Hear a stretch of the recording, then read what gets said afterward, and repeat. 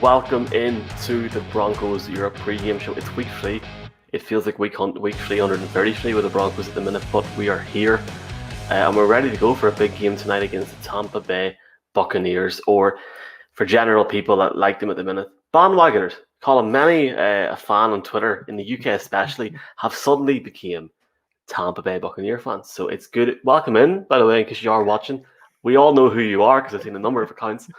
I'm only messing. Colin, it's good to have you on. How's it going? It's good, yeah. It's Well, come on, Colin. Tom Brady coming into Denver. So that is, I mean, ordinarily, how excited would we be to see what our defense was going to do to Tom Brady?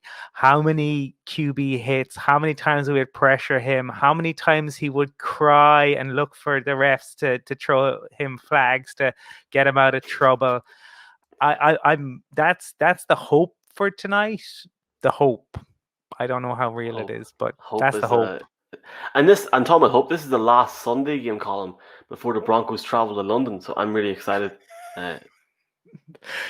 Can't wait. It's going to be just. I I need mean, to let that go. I need to let that go, don't I? Seriously, I really do. It's well, week 3 of the season. Like we had such good plans. I think after next week, the fact that don't even, don't even, anyway, don't even look, bring it up. Anyway, it's we fine. actually Yeah, have a good show.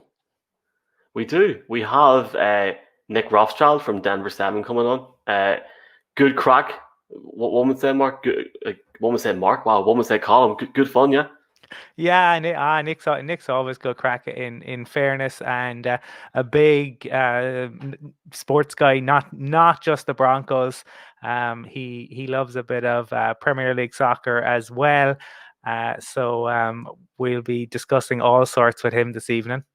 And we've also got a couple of Irish dancers coming on. I never thought I'd say that, but yes, Colin. Yeah, not just everyday Irish dancers, but these guys are 5-time world champions.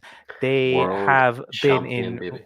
Riverdance. They've traveled all over the world. They've been on Irish television. They've been on American television. And most importantly of all, they have featured on Brandon Perna's YouTube channel. And we got a shout out. That actually sadly made my week last week. So thank you very much, Brandon, for that. Brandon coming on in a couple of weeks as well. Just before we get into the next interview, Colin, obviously an interesting game ahead tonight, but let's just back it up a minute. In a week where I have sat and done nothing but watch Schitt's Creek on Netflix, the Broncos have had a bad time. Well, they foreshadowed what was coming with the gift that they tweeted out. We should Oh have yeah, seen it. so We it should was have the Good seen it. Place gif, yeah. So if Hmm. anybody has seen the Good Place, they tweeted out the gif of Eleanor sitting at and it's like, "Welcome, everything is fine" or something like that. And then I tweeted back, "This is the bad place," and I only got like 8 likes. And I actually thought, Colin, I thought that was going to bang last week on the Broncos Twitter. I'm not gonna lie, like, but it's been a hard enough week. But obviously now, I don't think any of us seen that Courtland Sutton news coming, because even whenever we were chatting after the game, Stuart, like, it was on as well. We didn't think Courtland Sutton was going to be out for the season. Do you know what I mean? No, not the season. I mean, I suppose that was immediately after the game, and the talk wasn't at the season at that point. The talk the following morning immediately had us concerned, and our worst fears were confirmed then later that day. And all you can do is wish Cortland a speedy recovery and hope that he comes back even better than he was previously. But it it certainly puts an awful lot of pressure on a rookie receiving core. Oh man! And you know what? We're going to get into that properly in a few minutes. But first of all, we have Nick Rothschild from Denver 7. Hi everybody, welcome back to the Broncos Europe pre-game show. Decked out in numerous football jerseys. I'm not going to say soccer, but joined, as you can see, with Colin over here and below, Nick Rothschild from Denver 7. Nick, we had you on during the summer. I think it was just after the draft, actually. So it's great to have you back on, especially in this format with a pre-game show. Obviously, a big game this evening for us with the Buccaneers. But just first of all, it's great to have you in and welcome in.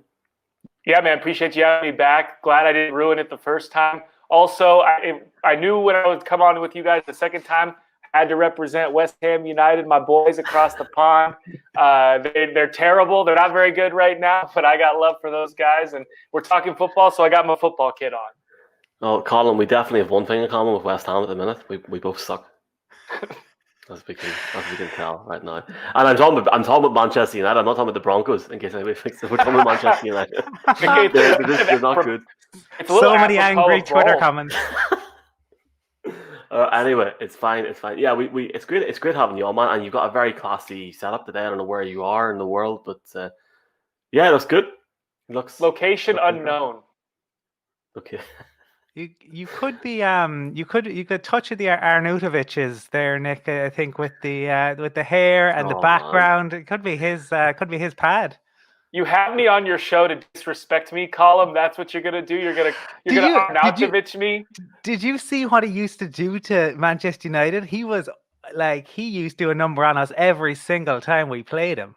Well, I wish he would have played you guys 50 times a season. Because against anyone else, he was terrible. Well, look. Let's see what happens. But I think we play you soon, so we'll get you on for like a live Man United West Ham talk and see what happens. But the game, 2 or 3 hours time, Tampa Bay in Denver. The first game fans are allowed to go to. Apart from us, we can't get into the country, Colin. But that's a whole different conversation for a different podcast. The pre-game show, Colin. I want to. We've briefly touched on this previously, but Nick, what a week! If you told me on Saturday morning last week that Drew Lock would be down, Blake Bortles would be signed by the Broncos, and 0-2. Just what's your feeling going into this game? Because it's not a bad thing. It's just it's been just a bit of a demoralizing week, hasn't it? In the sense where we've had so much hope and then just boom, it's sort of imploded. Might be the word. Look, I went through most of my life figuring I would never have to see Blake Bortles in person, and that changed this week. And I was both terrified and kind of interested. The guy, he's definitely a polarizing figure and weird to have him in Denver, but demoralizing, I think, is a good word. It's not overstatement to say that what the Broncos have gone through the first 2 weeks of the season, actually going all the way back to the Von Miller injury, is unprecedented. We've never seen a rash of injuries hit a single team this early in the season and take out so many key players on both sides of the ball. So if you can take any solace in that, Broncos fans, that we are living in unprecedented times and you're watching something that's literally an outlier to the entire sport of football. Yeah, it sucks that it's happening to the Broncos and, a year that we thought they might be able to make some noise, end up making the playoffs perhaps. But it's tough to find optimism right now. It really, really is. Even for someone like me, who I'm always looking for things that are on the bright side. I'm not the type of person that likes to sit and wallow in like negative things or injuries or bad calls or whatever it is. I'd prefer to look at the bright side of things. It's tough even for me. Yeah, it's been tough, Colin, hasn't it?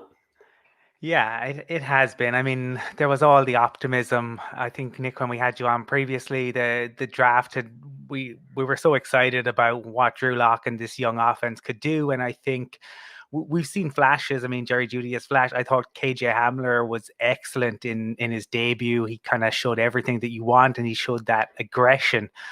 I'm wondering, I suppose, we have Tom Brady riding back into town, and it's been boom or bust for him in Denver. He's had really awful times in the Mile High City. Other times he's walked away with a victory. If the Broncos are to have any chance this evening, what is it that you think they need to do? It's been more bust than boom for Brady here in Mile High. 4-7 in the past, what is that, 12 games or 11 games? I don't really do math. I'm a journalist. So, but I think if you believe in maybe a mystique of a place or a building where guys just don't perform as well, Empower Field at Mile High is one of those places for Tom Brady. There is a legitimate way the Broncos could end up winning the game, and it starts up front for the Broncos. It starts with pressure, especially from the interior of that defensive line. Shelby Harris, Jarrell Casey, they have to have career days if the Broncos even want to stay in the game. Bradley Chubb, out of practice earlier in the week, back to practice later in the week. He will play. The question will be how much. We haven't heard from him yet this season, though, and he is going to have to play a big role. Again, if pressure is the one thing that if you can put Tom Brady under duress, you'll give yourself a chance. One thing that does worry me, though, is it's not all Tom Brady in this offense. That backfield is legit. Ronald Jones and Leonard Fournette could be the two best running backs on a single team in the entire league.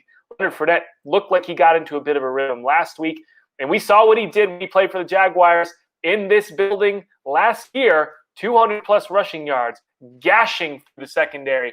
I do not want to see that again today, but that almost concerns me even more than touchdown Tommy and his golden arm.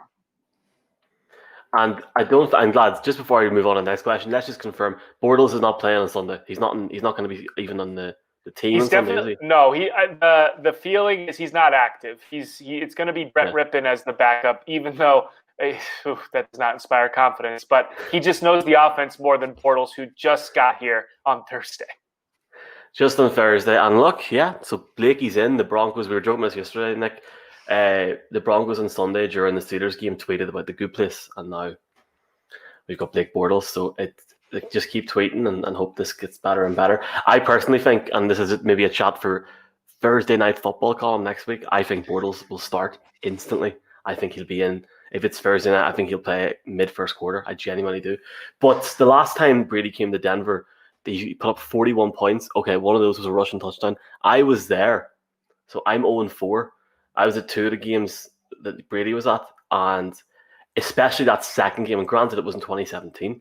But it almost... I know the Broncos were still in transition then almost as well. But it doesn't even faze him anymore. I feel he almost in his later years, Nick, can just go in and just ball out. And this is where this 5,000 or 5,000, 6,000 fans today are going to have such a big impact, aren't they? Somehow. And of course, my cardboard cutout.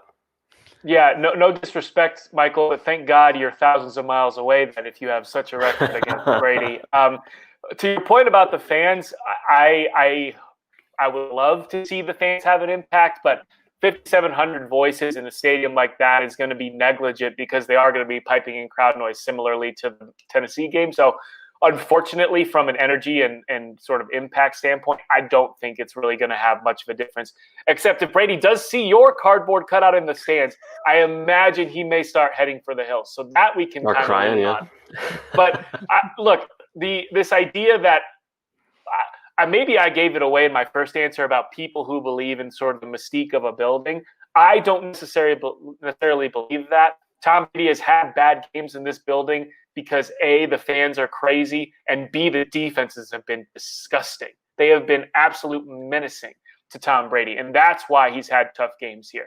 This defense, not quite to that level. So I'm hoping that maybe that a little bit of that home mystique can kind of wash over the Broncos and the Buccaneers, but I'm not going to put any money on it. I'm not going to bet on that happening. Well, if somebody does, I mean, you think of, say, Elvis Dumervil, and you think of the hit that he has, which is a gift that still lives on. I mean, Broncos fans, we love reminiscing about that. So maybe somebody can go and put their own stamp today. But one of the areas that I'm definitely concerned about, Nick, and interested to get your thoughts is another returning player is Shaq Barrett. And Shaq Barrett is a guy who is coming back into Denver, and he's going up against Elijah Wilkinson, who is... It's going to be tough. I mean, I feel for Wilkinson because I think we've discussed this on this show. He's built more like a guard, and he's probably a guy who, he tries, but it's really tough when you're asked to play out of position and you're going up against a guy who was phenomenal last year. How do we slow down their pass rush when we really struggled against the Steelers last week? Prayer might work. Do you guys believe in voodoo or any sort of, sacrificial lambs or something in that vein? Eli Wilkinson, you never want to describe a professional athlete as, well, they try. Like, that is... Trying is the base of any athletic competition. And if that's all Eli Wilkinson can put out there, it's kind of apropos of what this whole Broncos season has been so far. I do feel bad for him. He's kind of been put in a bad spot. And he does show some talent sometimes. It's just not consistent enough to protect your quarterback in the way that you need to in the NFL. Now, the Steelers' defensive line or defensive front seven really is one of the best in the NFL. So the fact that the Broncos struggled against them, not necessarily surprising. Now, to the extent that it and the impact that it was, that may have been a little bit more surprising. But you get no rest here against the Bucs. Their front seven is as good, if not better, than that Pittsburgh front seven. Ndamukong Suh in the middle. You mentioned Shaq Barrett. If he needed any extra motivation, which I don't think he did, he's going to have it this week. Jeff Driscoll, you better get ready to run for your life, boy, because this is going to be a tough one. Screen passes, draw plays, the running game, obviously. I don't think we need to beat that drum anymore. It's going to have to play a big role if they're going to do anything on offense. But, yeah, I mean, it's got to be 3 seconds and out because there's just no way you're going to stop this. It's like trying to stop the rain from falling. I just pray to God we don't see Royce Freeman for first-string quarterback tonight. That's all I hope. Nick, this is a conversation that we had after the first game. That we had a post-game, I think it was called the day after the first game, then we had one right after the game last Sunday.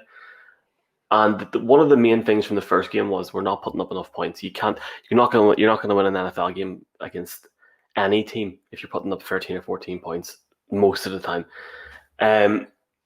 It concerns me going into tonight because I just can't see.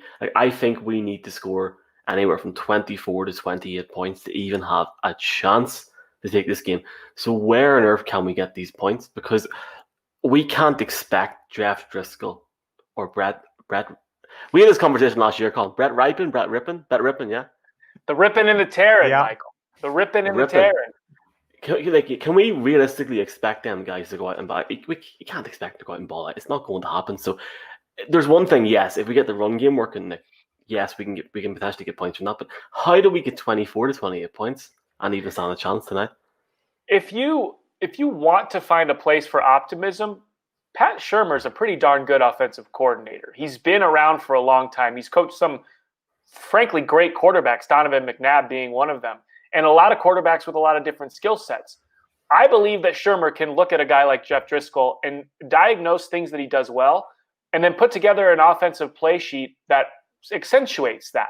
Will that be effective against Tampa? We'll find out here in a few hours. However, I do believe that they have a guy in place in Shurmur that could get the most out of Jeff Driscoll. The way that you do that, in my mind, is you get a lot of Noah Fant. Now, Noah Fant has been a matchup nightmare in the first two games, and I think you got to keep going to the well. As good as that front seven is for Tampa, covering linebackers, if you get lined up with Devin White or Levante David, while okay in coverage, Noah Fant should be able to take advantage of those matchups. So the offense has to kind of run in the passing game through Noah Fant. Then you get the guys on the outside involved, and you maybe find some places to move up and down the field, end up in the end zone. The other thing that the Broncos are going to have to do, and you don't love leaning on this, but they're going to have to score either on defense or on special teams, whether it's a pick six or a punt return for a touchdown. You mentioned it, Michael. They don't have enough offensive firepower to score 24 to 28 points. So you're going to have to find 7 somewhere else. And you hate to have to predict it, but it's what they're going to have to do to win. Yes, sir. Well, at least Brady has thrown a pick six this season, so maybe. Nick, one of the things that I'm wondering is Noah Fant has been. I think he has all the ability to go on to become a real great. I mean, you looked at his stats as a rookie tight end, and they were as impressive as anyone really, possibly outside of Gronk and the really top tier. But outside of Noah Fant, the tight ends they've disappointed a little bit. I mean, Jake Butt is probably feeling his way in, but Nick Vannett hasn't really offered much in terms of either blocking or in terms of, receiving. We need to see more from them. And do you think, I don't think we see it tonight, but do you think maybe later in the year they try and bring Albert O in just to give something different? Because we are seeing success with Fant, maybe baby Fant on the other side. Do we really need to see more Nick Vannett? I'm not so sure we need to see any more Nick Vannett. Jake Butt's a great story. He still doesn't look like he's moving all that well to me. you're right. Their production hasn't been great, but again, I think if you're counting on those guys like to be productive entities in this offense, you're just gonna be disappointed. Like that's the end game on that. So to your point about Albert O, I think probably sooner rather than later they're gonna have to try and find weapons somewhere. And there was some questions this week actually if he would end up making the active roster, just to try to find a spark somewhere. I think that may be a place to look going forward. Fant and Baby Fant, like you mentioned, and he's got all the athletic ability in the world. You just have to see if he can put it together and run proper routes and block properly in the NFL. But if you're excluding Noah Fant from this conversation, if you're looking at the Broncos tight ends and you're saying this is where the Broncos need to get their production from, this is the thing that I need to see from this team, then I hate to break it to you, but you're just going to be sad. Like you're just going to be sad. I tell you what. Now this goes on to a whole different thing. Colum's got this idea for a Baby Shark song, but it's Noah Fant. But that actually brings a new element to it. Here, lads, tonight the Bucks are wearing their color rush jerseys, right? Now some of us can't see properly. I wear contact lenses, and if you haven't seen the color rush jerseys, are like sort of like gray black color. But they look almost, like I don't know. But that against the orange is going to look just, I don't know. It's going to look maybe, if you have your TV in the wrong setting, it might not look good. So I don't know how we're going to do that. But we're on the uniform talk. Good, perfect. Here it's week 3 and we're on the uniform talk. Do you know what I mean? That's just how bad things are. Night football. One guy we actually haven't talked about, Nick, just before we round up, like is Gronk. Like he's had a very quiet few weeks, and of course, I'm going to mention it now, and he will go for about 200 tonight. But Gronk has it, and he's openly admitted himself he's here to block. You'd like to hope that our coverage can handle that this evening, because I just hope that he doesn't come out and ball out. And Colin, you got it right, man. That week 1, Brady in New Orleans. I'm not saying he didn't struggle, but he didn't play very well either. There was a number of picks. That pick 6 was in game 1 as well, wasn't it? Yeah. So you can get to him. But we need to limit him to Nick, to under 18.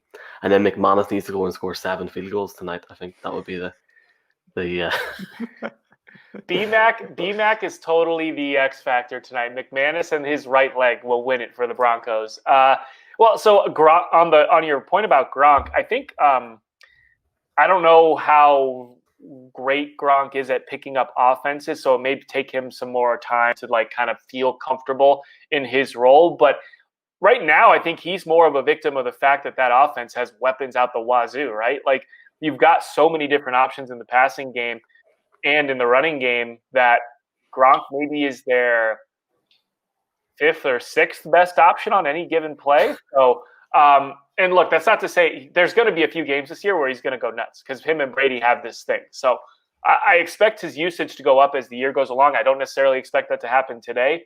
But look, it just underlines what a job this Tampa Bay team did in the offseason to overhaul their roster and end up in a situation where I don't know how many more skill positions, if you take wide receiver, tight end, running back, and bunch them all together, how many more skill positions or skill position groups in the NFL do you want ahead of who Tampa has? There can't be many. And Colin, if Tampa Bay can do it in a short period of time, the Broncos could do it. Even though, to be fair, I actually like the way we're doing it. We've got the young guys. We're in it for the long haul. Colin, like I prefer, even though it's not easy at the minute, you can see that longevity's there. That's the hope. I mean, that's what you got to hang on to. But the thing about the NFL is that you don't know what next season is going to bring. I mean, I think if you go back all the way to Dan Marino and that Dolphins team, they look set they were going to dominate for years and years. Dan Marino left, no ring. So the thing is that every year in the NFL is a new year, and every year is you can't. I think it's difficult. You hope you're building, but you never know what, because you're constantly moving parts and you're constantly bringing guys in. I think it's a little bit different from the NBA where you can really build. You got to make sure that you're on it every year. And I think the Bucks have shown that in an off season, you can make real changes and bring guys in.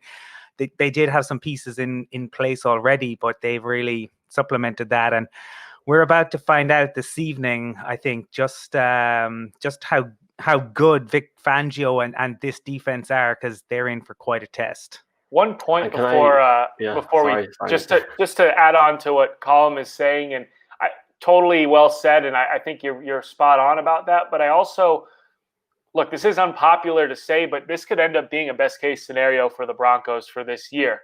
The high end of expectations heading into the season was playoff team, right? Sitting right around 9-7, 8-8. Maybe they catch lightning in a bottle and do some damage in the playoffs. But realistically, this team wasn't winning a Super Bowl this season.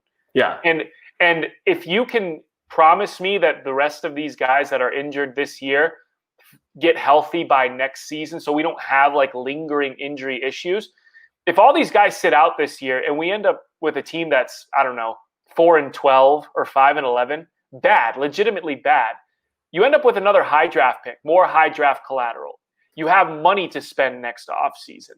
This could be, and then you jump into next season with this core that we already liked a year ago or an offseason ago. So if you think about sort of jump starting from middle of the pack or below in the NFL to, hey, Super Bowl contender, I think there's a legitimate case to be made that by next offseason, even if things go terribly this year, we end up talking about the Broncos in that way. Yes, sir. And lads, I didn't mean to butt in there, Nick. There's a bit of look. Let's just get this out in the open. This is a recorded pre-game show, okay? However, this is what happens. Jerry Jeudy is questionable, but expected to play. That's just come out in the last 15 minutes. It's ribs. It's ribs on Jeudy. He's been dealing with it all week. He will be listed as questionable, but what it sounds like to me coming out of a practice is that it's going to be another sort of pre-game pain threshold situation where it's can he tough it out to play the game? And I don't want to put that on him where if he doesn't play, we're questioning his toughness because rib injuries are crazy painful. But and we just saw with Tyrod Taylor what happens when you try to take an injection and that cluster bleep in Los Angeles. So if Jeudy ends up not being able to go, that's terrible. And I what else can you say? Yeah. Well, look, I'll tell you what. Final question. I'll say it to both of you lads, but first of all, Nick, it's about 6:50 odd in the UK Ireland on a Sunday evening here. Your beloved West Ham are about to kick off against Wolves for a start. The joy of seeing the future. What's your prediction for that? And then, what's your prediction for this Tampa Bay game? Tonight? So prediction for Wolves West Ham is going to be like 4-1 Wolves. It's not good, Michael. It's not good. Broncos and Bucks. I wish I could be more optimistic, but it just feels like this is one of those games that's going to get away from them early, and they may make a flurry late to make it close. But I think the score will not necessarily indicate the way that the Bucks dominate this game. We'll go with 17-28 Tampa Bay.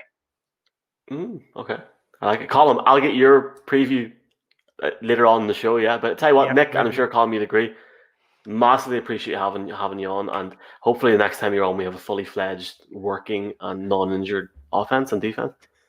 Hopefully, fingers crossed. Thanks for having me, guys. A lot of fun. Appreciate it, man. Thank you. Right, everybody, that was Nick Rothschild from Denver 7. A West Ham fan will not hold it against him, but we're joined now by Mark. Mark's Moments, a new segment in the show. Mark, welcome in. I think that's a catchy title. Will I get this a catchy jingle? Will I get a good intro like you guys get? I feel like I need to step up now. If you send us a black and white photo of yourself, I will put you in the intro. I promise. Amazing. It just works out because that photo column is us in Dublin. It was. It's like us, socially distant to an extent. I don't know. Yeah, look, we'll work it out. We'll do the talking behind the scenes, and maybe there might be a jingle by the time this goes out. But Mark, we're going to look in detail at maybe a couple of players here. Bradley Chubb, KJ Hamler. I'm presuming you obviously watched the game last Sunday.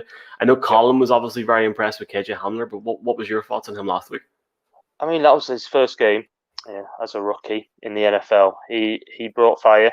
He was more physical than I expected him to be. I mean, that I don't know if you saw it. His when he was it Harden he knocked over Hayden Harden, one of them. He just bulldozed through him. It was great to see. He made some good catches. He looked good. He looked quick. which is what he's obviously bringing to the team. So I'm looking forward to seeing him just streaking down the pitch and we go long. Driscoll to him, touchdown. Driscoll to Hamler, or next week, Bortles to Hamler. I never thought I'd say that in my life. Colin, you're obviously very impressed with Elwick. I know you said it to Nick, but you were and you said it last week with Stuart, you're very impressed with how he got on. Yeah, I really was, because it was his debut, right? And he's come in and he's not had OTAs, he's not had a preseason, and he found separation. And as Mark said, he was really physical and he got in the Steelers' faces. I loved seeing that. That's what you want. You want that attitude. You want guys who have that level of aggression. And I think you've seen him, he's been doing a lot of media this week and he handles himself really well. He's not cocky, but he's confident and he believes in his own ability. And he also, he's very smart, and he's smart on and off the field. He's very self-deprecating. He was joking again about the bear and living in an apartment and the bear not having a swipe card. I thought he showed everything that you would want last week against a pretty decent Steelers defense, and he managed to find space wherever he went. And there were times where he was open, and if Driscoll could have found him, we would have had big gains. So I would expect big things from him today and throughout the season. I think we're going to be very reliant on him, because there's going to be, with Cortland Sutton out, there's going to be an awful lot of focus on Jerry Jeudy. And so we are going to need Hamler to really be productive. And I feel he has all the tools that you would want. Some people, I think, before he played in the NFL, questioned whether he would have the physicality for it. Now, I think he's demonstrated he has. Now, I think because of the physicality last week, I have no doubt that you're going to have DBs and cornerbacks who are going to want to leave a mark on him. So I would say watch for that. But, he seems like a guy who's going to give as good as he gets. And Mark, we're trying to find ways to score points today against the Bucks. So a Hamler return is 7. A pick 6 is 7. That's 14. He's not on returns, is he? Is he not? That's how I am.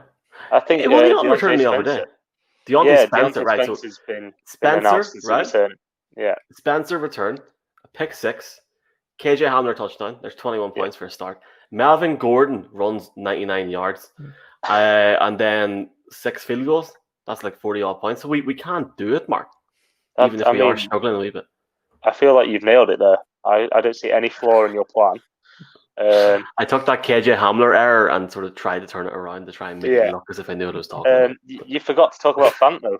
You forgot the token Fant touchdown. So that's our 47 points. Flea for free if he does it this week. Here, lads, one thing, and I know, Mark, we're limited time to an extent, but one thing I wanted to talk about, Bradley Chubb. Now, Mark, I said this to Colin the other night. I think I put it in the Broncos Europe thing as well, like this whole situation. Chubb is not 100%, okay? He trained on Friday, but I put you know what? We've been controversial as it is anyway.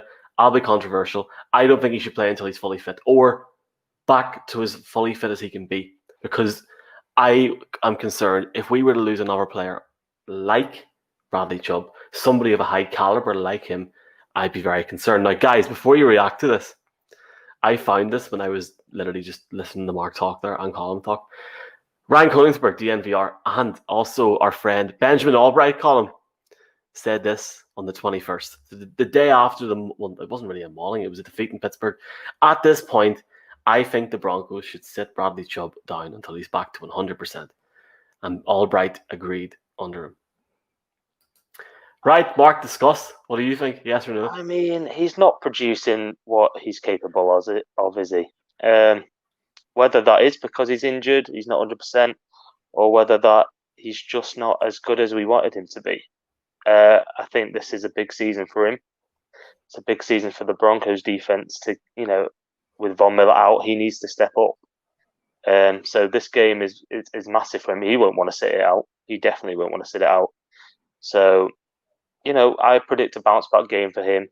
2 sacks, I'd be quite happy with. But his main strength for me is stopping the run. He's really good at stopping the run from the outside position. So, yeah, I hope he has a bounce back game. We need it from him. Colin, do you think we should maybe set him out for a bit, or do you think just put him in? Why not? I'd agree with you, Michael. I think I get plenty wrong, lots and lots, probably more than I get right. But I had big concerns that I talked about back in March, April around Bradley Chubb coming back, and he's had knee injuries, and as a pass rusher, you're so dependent on that. I would take it very gently, because it is a big year, and I know Brandon Stokely has been talking as well about Chubb today, and there's so much focus on him, and if you take him out, it really means that you're without your two premier pass rushers. But he doesn't look right. He doesn't look like he's moving right, and he has been a non-entity in those first two games, and I don't think that's Bradley Chubb. You don't get taken. You don't where he did in the draft, and you don't demonstrate what he did in his first season. Yeah. And then be what we've seen. So for me, I think he felt an obligation after Vaughn's injury to push through. But it was really worrying when what happened at scrimmage and the way the knee responded to it. And I know understandably it's the response is he's going to want to play, and he's going to endeavor to push through. But I think for his long-term health, I would be definitely sharing the opinion that you have, and that RK and Benjamin Albright expressed there, that you need to make sure he's 100%. He'll always try, and look, I mean, Bradley Chubb will always draw the opposition's eyes, and he'll always give the opposite pass rusher a chance. But I think you need to make sure that his knee is 100%, or you could jeopardize his career. I mean, it happens. We and nobody wants to see that. Mark, just before we get your prediction and let you go, I promised you your own segment. Yeah, here it is. Mark's moments. Oh, look at that! I'll change it. I'll change it for next week. I literally just took a screenshot of your photo. Do you want to get rid of it? I can get rid of it. It's fine. I like it. I like it. Yeah, we'll change it. It's all good. Here, Mark, before I let you go, man, just prediction ahead of tonight. Do you think we can get the win? Look, even if you don't, it's fine, because we had Michael Spencer on last week saying we're going to lose. Nick Rothschild just said we're not going to win, so it's fine. I'm always positive. We're going to win. We're going to win. Yeah, I was about to say, if Mark predicts us not to win, that's the fourth horseman of the apocalypse. He's every season I predict a 16-0. We're going all the way. So 14-2, baby. Let's go. Tell you what, Mark, if we win this game today by more than 14 points, I'll fly over and meet you next week. Okay, let's do it. Yeah. Well, that's it. You better get booking. We're doing it. What were you going to say? I think Garrett Bowles is going to have a hell of a game as well. So, in what way, good or bad? Good. No, good. I'm so sorry. I had to say it. I'm so sorry. He's going to have a good one. I'm going to hell for saying that.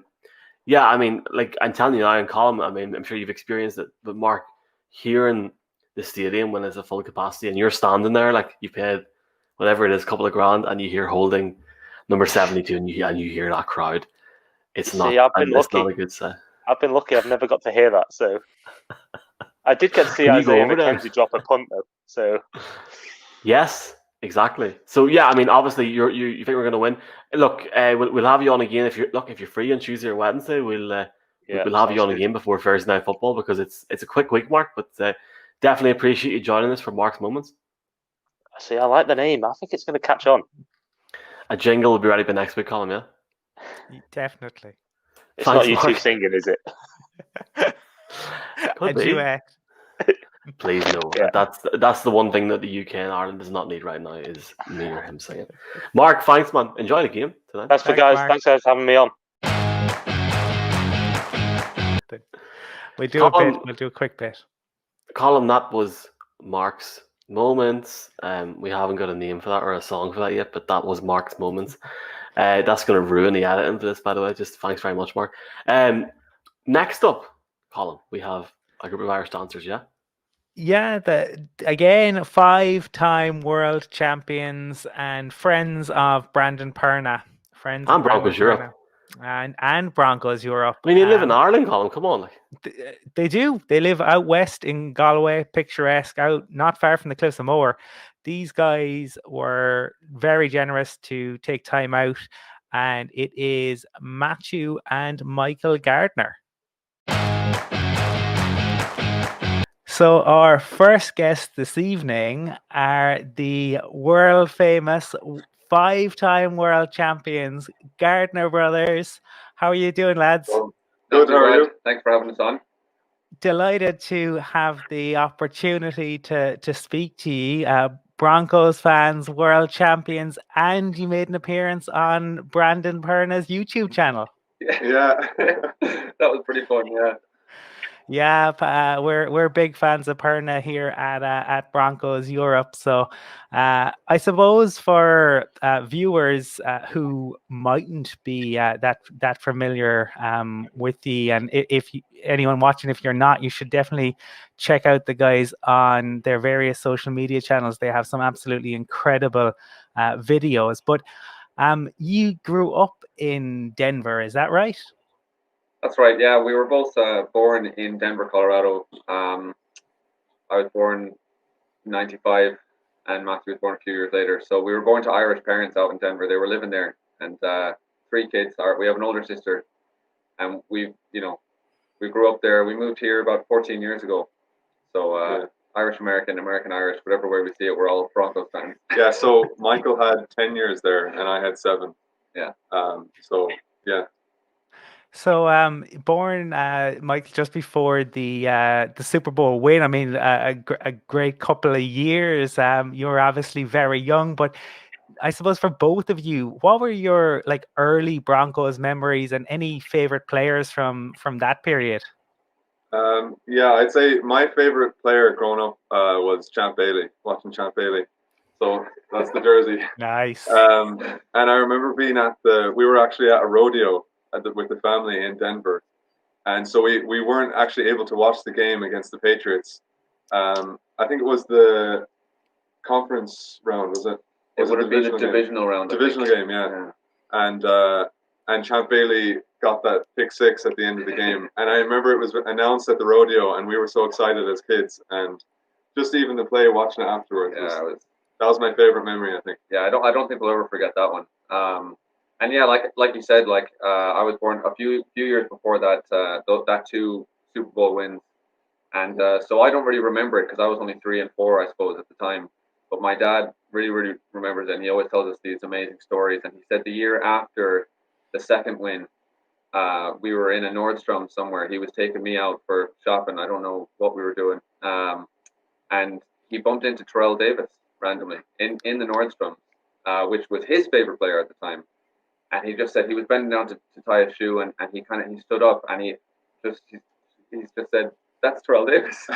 So we were chatting for a bit, and he said Terrell was really, really nice, and he was really, really just such a gent, and really supportive, and just having the crack with Dad and me, I suppose, as well. I was only about 4 years old, so I don't remember it, but he's a favorite player of mine to look back at, even though I don't remember watching him live. But I suppose one of my favorite players, or some of my favorite memories, would be from Tebow. I think Tebow and all that special year, and Manning as well. He's one of my favorites, yeah. And of course I've got the Von Miller, the hybrid jersey, I suppose. Or I'm still supporting the Nuggets as well. they're on a good run right now. Well, look, it's when we're recording this, they're down again. But look, the Nuggets have been down before and come back. So exactly, yeah. Who knows? Fingers crossed on that. It's interesting, I suppose, that you talk about Tebow and Manning because you moved across in around 2006, and yeah. How were you able to still watch the Broncos at that point, or how did you go about keeping up with the games, having moved over to Ireland? Well, that's a good question. Like when we first moved over, it was really tough because obviously we were a bit younger. You know, I was 10 and Matthew was 6, so we weren't able to stay up until 2 or 3 o'clock. So unfortunately, we did lose a bit of touch, you know, with the teams. But it was 2010 and then 2011 when we really got back into it, and it was a really magical year for us. And I think it was when I first figured out the password to my mom's laptop, and we were able to steal it and sneak up to our room after midnight to watch these Broncos games. So it was then when we really got back into it, and then you know we just had to buy the Game Pass, and we just got hooked into it again. So for a while we kind of lost touch, but like you know we couldn't be gone for too long. Yeah. Yeah, no, I think that was the case, and I think a lot of people in Ireland would have found similar.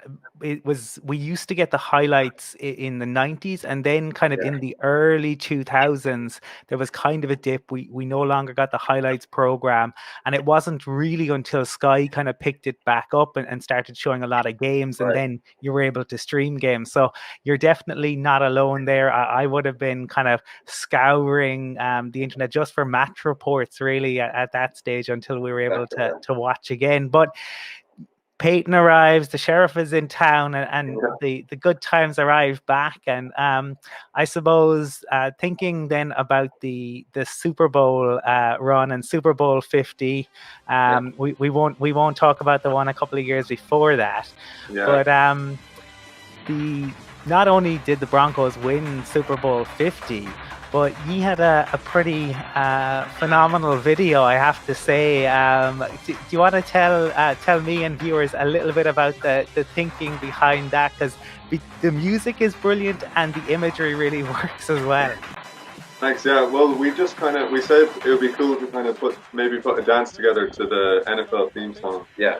And so we kind of put a few things together, and then we said, well, why not kind of put some commentary in the background and maybe even put in like a throw and catch, which is what we did in the end. We tried to recreate what was happening in the commentary, which was, you know, a bit of fun, and it was our first time editing. We had never done any editing in video, so there's a bit of questionable changes and stuff between the shots, but it was really good fun, and we thought it might bring them a bit of luck, luck of the Irish.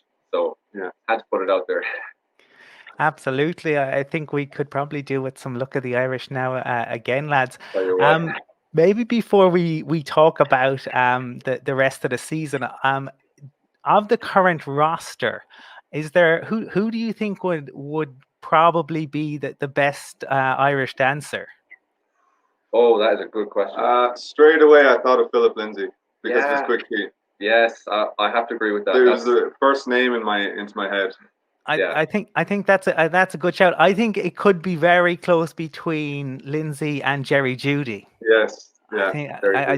Judy's got good moves as well, but I think that would be fascinating. And maybe if you make it back over to Denver, you could do a master class and have those two guys. We need to make this happen somehow. We need to get in touch with the Broncos and make this happen. I think we do. We've had a couple of players on, but not Lindsay or Judy. But I think certainly Irish dance is popular enough for you guys to hopefully get noticed. So let's see. And as we're recording this, the Broncos sit at 0-2. And just a phenomenal number of injuries. I'm wondering, what are your thoughts or hopes for the rest of the season? It's tough. I was quite optimistic.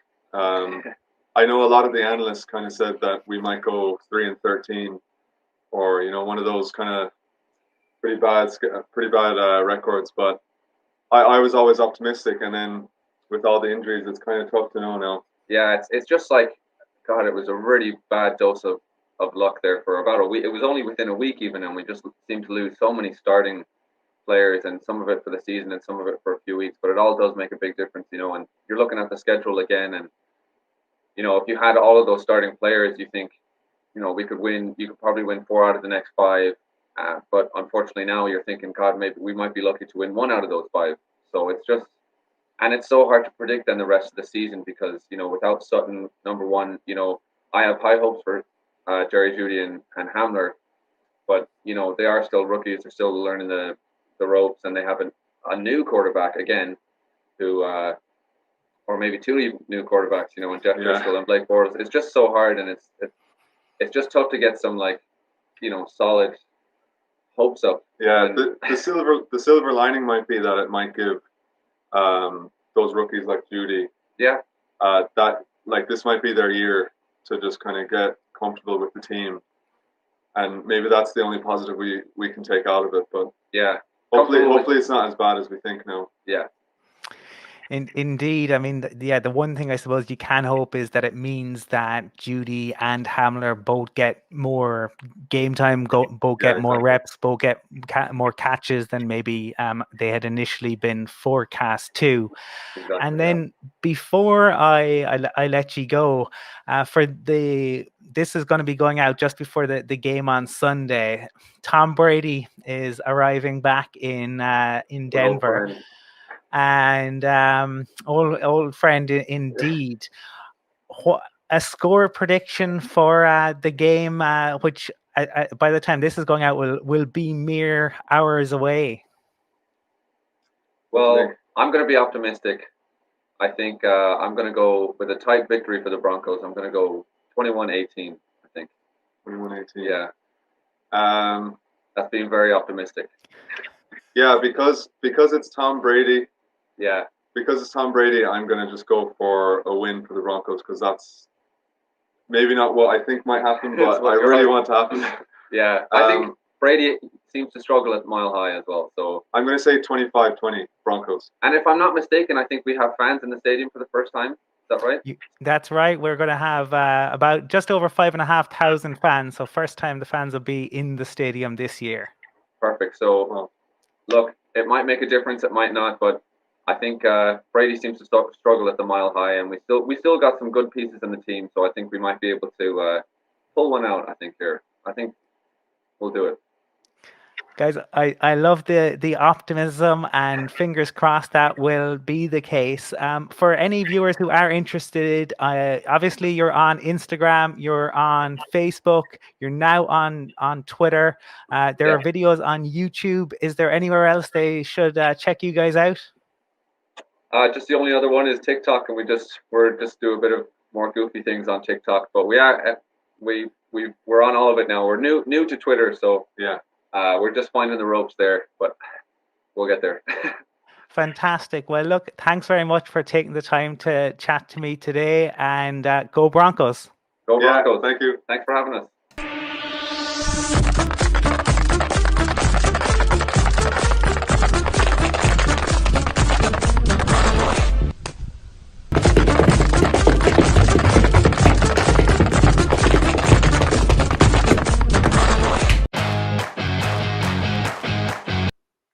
And that was a group of river dance loving Irishmen.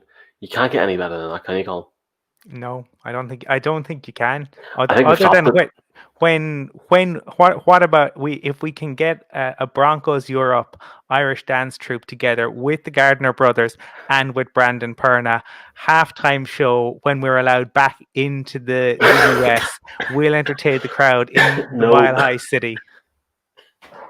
You've got me dying here, coughing already, but no. I'll sing the Noah Fant Baby Shark song as well. It's like that week 17 thing where they have the kids on the goats. Which I've been like the last 3 of them. It's weird. I just end up with that one. But yes, it's like that, but we could do that instead, or we could get in the middle of the field with John Elway and all the guys and do the river dance. Let's get John involved as well, yeah. Everyone's like, boo, get off the field. Anyway, here, game starting in a matter of hours. We are going on a virtual pregame next with Touchdown Trips. If you want to get involved, feel free to reply to this tweet below. But Colin, virtual pregame next. But what's your honest thoughts ahead of today's game? I'll go first before we end. I want you to end on a more positive note. I think we struggled today. I think Brady will come in, and I think he has a real chip on his shoulder after that. You've seen his face after week 1. I've never seen him as angry, because I think he was convinced he was going to go in and beat Breeze week 1. And you've seen it last week. He's starting to get it. They're starting to gel. And I would be concerned that they're just going to put up points and we're not going to be able to actually match them offensively. I'm not saying it's going to be a per game for the Broncos standards. I actually hope that we can get a lot of things moving. But I would be concerned that we might struggle. And I'm already yawning thinking about it. But, let's see what happens. But I am a wee bit concerned about today. I would love it if we won. I would absolutely love it. I think it's going to be hard, Colin. Yeah, it is. I mean, look, they have talent on both sides of the ball, and when you look at their receiving core of Evans, of Godwin, who missed last week, Evans is outstanding. He's a real talent. He's going to prove a handful. In Gronk and in OJ Howard, they've two decent tight ends, and they've a solid line. But I think defensively, we're never going to get blown out of the water with Vic Fangio and with the defense we have. My concern is on the protection for Driscoll. I mean, he took 6 sacks in 63 snaps last weekend, and that was against a decent, a very let's call them a very good Steelers front seven. Yes, We're going up against a front seven that is scary, and we have Shaq Barrett coming back to Denver with a point to prove, and Jason Pierre-Paul, who is on a sack streak. I think if you include the tail end of last year, I think he's 7 sacks in his last 4 games. Nick referred to it earlier on. Do you know that scene in The Lion King where Simba is running from the wildebeest? And I that is how I picture Jeff Driscoll today. What gives me optimism is, and I've been a Broncos fan a long time, the Broncos perform when their backs are against the wall. When nobody expects them to win either. When nobody expects us to win a game, when no one gives us a shot, we perform. And I think you heard, real energy and fight from KJ Hamler during the week. I'm not expecting us to win. I think that the Bucs just have too much talent. But if you want a bit of hope, if you're a Broncos fan, you're looking for a bit of hope, there is nothing quite like the Broncos when their backs are against the wall. And on that note, the game starts tonight. It's at 9:25 UK Ireland, 10:25 in Europe. It's on no TV station in Europe or the UK or Ireland. It's on NFL Game Pass. Enjoy the game, and we'll see you for the virtual pre-game beforehand. Colin, we're going live after the game because I am not editing the video on Monday. We're going to go live. Are you happy to go live after the game? Absolutely. We'll go live for half an hour after the game. I know it's at midnight, but let's go live for half an hour because we got a short week and we're going to have a pre-game show on the Thursday. So we'll go live after the game. Enjoy the game. Go Broncos. And yeah, thanks, guys. Go Broncos.